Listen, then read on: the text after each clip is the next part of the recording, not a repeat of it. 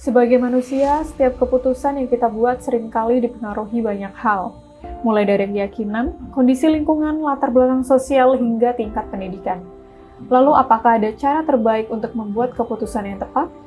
Di Refactory, kami percaya data membantu menciptakan objektivitas dalam pengambilan keputusan dan membentuk budaya ilmiah. Fakta dan angka yang terdokumentasi secara jelas memungkinkan hasil penelitian dapat diuji dan diulang oleh pihak lain untuk memverifikasi kebenaran atau ketepatan. Data daripada asumsi ini adalah manifesto yang kami pilih dan konsisten sebagai best practice dalam setiap pengambilan kebijakan. Refactory ini kan software engineering, jadi erat kaitannya dengan science, di mana di science ini sangat mementingkan data daripada sekedar asumsi.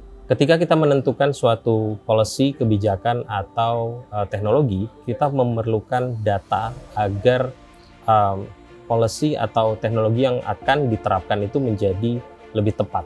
Data inilah yang nanti akan dijadikan sebagai acuan untuk menentukan arah atau menentukan suatu solusi atau rekomendasi yang akan diberikan oleh klien. Contohnya dalam pekerjaan sehari-hari, ketika berdiskusi dengan rekan atau ketika menentukan solusi apa yang bisa diberikan yang terbaik, itu kita mengumpulkan data dan informasi dan mencari hal-hal apa yang menjadi best practice sehingga ini akan menjadikan solusi yang terbaik. Berdasarkan data yang saya dapatkan dari Kominfo, Kemendagri, dan beberapa sumber lain, budaya literasi Indonesia ini cukup rendah gitu ya.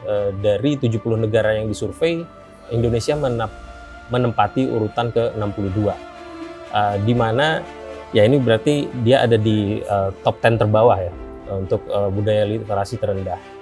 Di mana untuk menerapkannya ini menjadi tantangan tersendiri untuk teman-teman yang masih memiliki pemikiran atau budaya literasi yang belum terlalu baik. Ya, biasanya untuk yang teman-teman baru terjun ke dunia pemrograman ini, mereka lebih ingin instan atau cepat gitu. Dengan menggunakan keyword-keyword yang dicari di mesin pencarian yang memberikan langsung solusinya apa, tetapi tidak memahami fundamental apa yang diperlukan untuk memecahkan suatu masalah.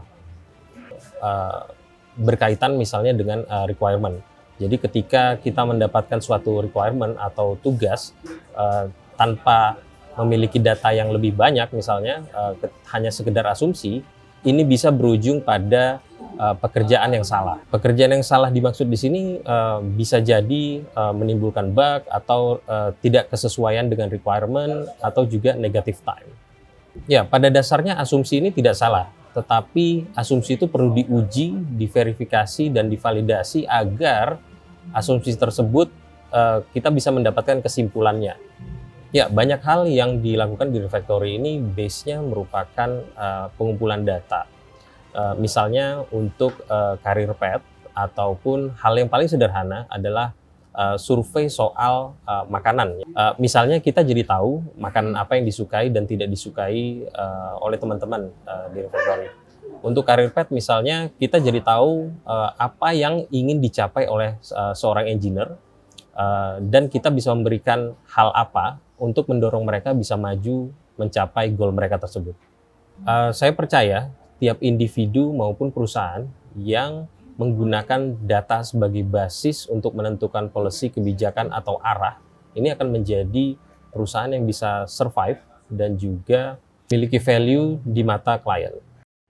Dalam dunia pemrograman, memiliki budaya saintifik yang berbasis data akan membantu programmer pemula baik dalam belajar atau mengembangkan keterampilannya. Mereka belajar untuk mengatasi tantangan, beradaptasi dengan perubahan, dan tetap jernih memandang setiap masalah dengan berpegang pada data yang ada, ketimbang asumsi atau kecemasan yang dibuat sendiri. Budaya saintifik melibatkan penggunaan data, fakta, dan bukti dalam pembuatan keputusan. Ini membantu programmer pemula memahami tanggung jawab mereka untuk membuat keputusan berdasarkan informasi yang valid. Nah, bagaimana Refactory membangun tradisi ini pada junior? Ya, aku di sini Oh, udah 2 tahun ya. Terus udah di apa namanya dunia software engineering selama 2 tahun. Nah itu untuk memakai data lebih dari asumsi itu sebenarnya udah apa ya, udah dari awal seperti itu. Jadi kalau misalnya ada, terutama kalau udah masuk di apa produk atau project gitu ya. Kalau misalnya dari apa namanya mengembangkan sebuah produk atau sebuah apa namanya ya ikut dalam project itu biasanya kita pakai data gitu. Kayak mana sih yang paling bagus apa namanya best practice untuk nge-solve tadi itu problem.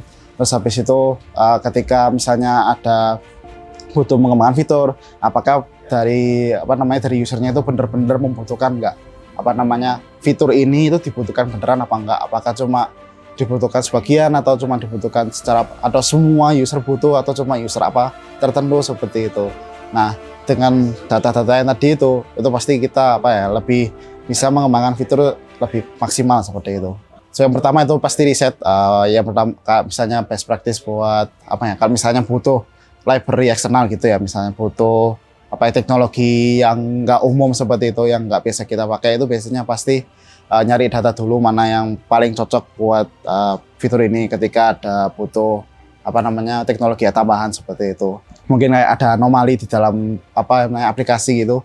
Itu pasti yang dibutuhkan nomor satu itu data. Anomalinya kenapa, terus apa namanya, apakah anomali tersebut fatal apa enggak seperti itu. Kayak mengembangin produk seperti itu, kayak membutuhkan fitur, itu pasti butuh alasan kan ketika kita disodori sebuah fitur. Kenapa sih kok ada fitur ini?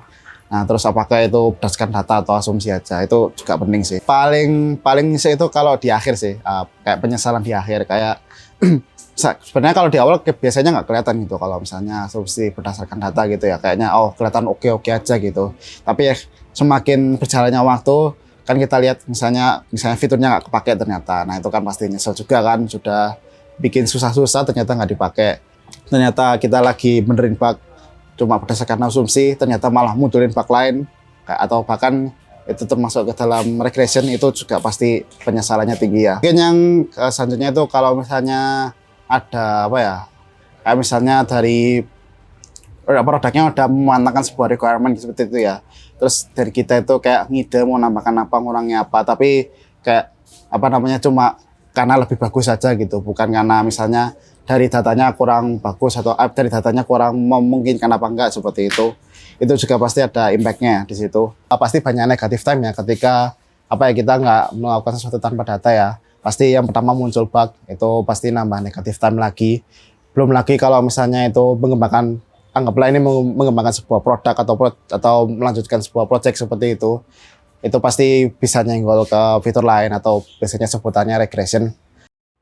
Kami percaya data bisa membantu dalam perencanaan dan pengambilan keputusan dengan lebih baik. Hasil penelitian yang didasarkan pada data dapat memberikan informasi penting untuk pengembangan kebijakan dan pembentukan aturan atau menentukan arah organisasi ke depannya. Dalam bisnis, data membantu mengukur perubahan. Setelah membandingkan data dari waktu ke waktu, kita dapat mengidentifikasi tren, pola, dan dampak perubahan saat ini di masa depan. Harapannya, kita akan tetap bisa beradaptasi dan berkembang menjadi lebih baik.